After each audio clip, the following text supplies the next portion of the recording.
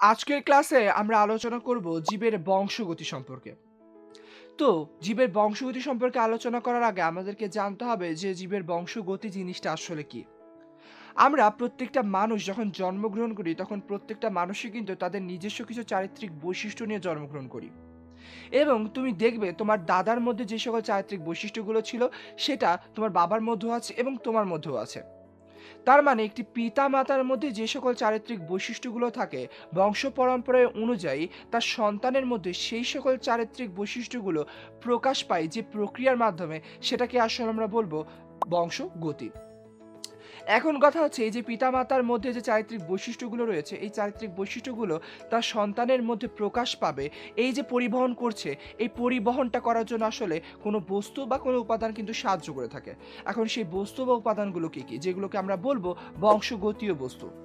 বংশগতীয় বস্তুগুলো হচ্ছে chromosome, DNA, RNA এবং জিন। এই সকল বংশগতীয় বস্তুগুলো আসলে কি করতে সাহায্য করে? পিতা মাতার মধ্যে যে সকল চারিত্রিক বৈশিষ্ট্যগুলো রয়েছে সেই সকল চারিত্রিক বৈশিষ্ট্যগুলো সন্তানের মধ্যেও যাতে থাকে সেটি করতে সাহায্য করছে। এই জন্যই এই সকল বস্তুগুলোকে আমরা বলছি বংশগতীয় বস্তু। তো চলো এখন জেনে আসি এই সকল বংশগতীয় বস্তুগুলো কি কি এবং আসলে দেখতেও কেমন। আমরা তো বলেছিলাম যে বংশগতীয় বস্তুগুলোর মধ্যে রয়েছে ক্রোমোসোম, ডিএনএ, আরএনএ এবং জিন।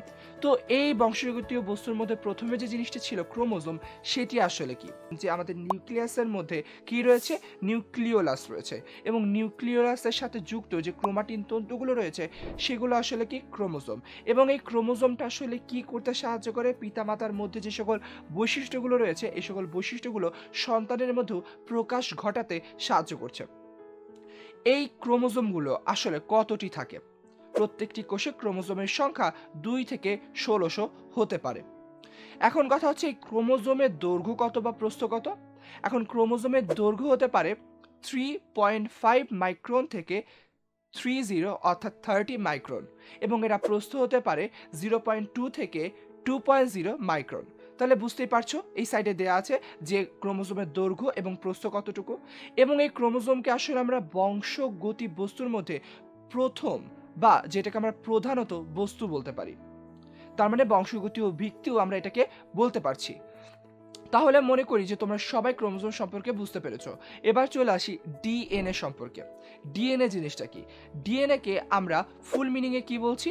ডিঅক্সিরাইবোনিউক্লিক অ্যাসিড, অর্থাৎ ডিএনএ এর পূর্ণরূপ হচ্ছে ডিঅক্সিরাইবোনিউক্লিক অ্যাসিড। এই ডিএনএটি আসলে কি দ্বিসূত্র বিশিষ্ট হয়ে থাকে এবং প্রত্যেকটি সূত্র কি দ্বারা তৈরি? পলিনিউক্লিওটাইড দ্বারা তৈরি। তাহলে বুঝতেই পারছো। এবং এটি কেমন দেখতে বলো তো? পেঁচানো সিঁড়ির মতো কিন্তু দেখতে। এবং এর মধ্যে 5 কার্বন বিশিষ্ট কি রয়েছে? শর্করা রয়েছে এবং এতে কিছু পরিমাণ নাইট্রোজেন বেস বা ক্ষার রয়েছে। এবং সেই নাইট্রোজেন বেস বা ক্ষারগুলো কি কি? একটি হচ্ছে অ্যাডিনিন, একটা হচ্ছে গুয়ানিন, একটা হচ্ছে সাইটোসিন এবং একটা হচ্ছে থাইমিন। অ্যাডিনিনকে আমরা প্রকাশ করব এ দ্বারা, সাইটোসিনকে আমরা প্রকাশ করব সি দ্বারা, গুয়ানিনকে আমরা প্রকাশ করব জি দ্বারা এবং থাইমিনকে আমরা প্রকাশ করব টি দ্বারা। এখন কথা হচ্ছে এই যে আমরা নাইট্রোজেন বেস বা ক্ষার সম্পর্কে আলোচনা করলাম, এই সাইডে যে চারটি দেখতে পাচ্ছ এই চারটিকে আমরা কি বলছি? নাইট্রোজেন বেস বা ক্ষার বলবো। এখন এই চারটি নাইট্রোজেন বেস বা ক্ষার একে অপরের সাথে যুক্ত হবে হাইড্রোজেন বন্ড দ্বারা। এখন কথা হচ্ছে যে এই যে নাইট্রোজেন বেস বা ক্ষারগুলো ছিল সেগুলো একে অপরের সাথে কয়টি হাইড্রোজেন বন্ড দ্বারা যুক্ত হবে সেটি সম্পর্কে চলো জেনে আসি। অ্যাডিনিন এবং থায়ামিন, এই যে দুটি নাইট্রোজেন বেস বা ক্ষার সম্পর্কে তোমরা জানলে, এই দুইটি একে অপরের সাথে যুক্ত হবে দুইটি হাইড্রোজেন বন্ড দ্বারা।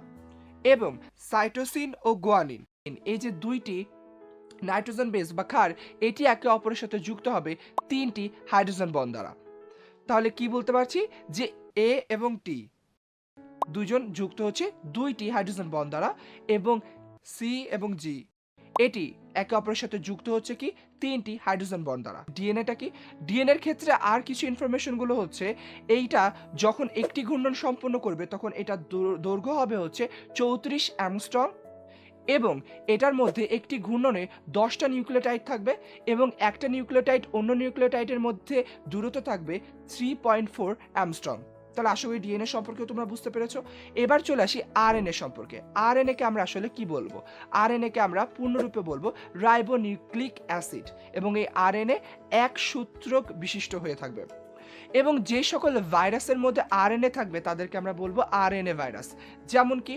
যেমন টিএমভি, ট্যাবাকো মোজাইক ভাইরাস, এই সকল ভাইরাসকে আমরা বলবো আরএনএ ভাইরাস। এই সকল ভাইরাসের মধ্যে আসলে ডিএনএ থাকবে না।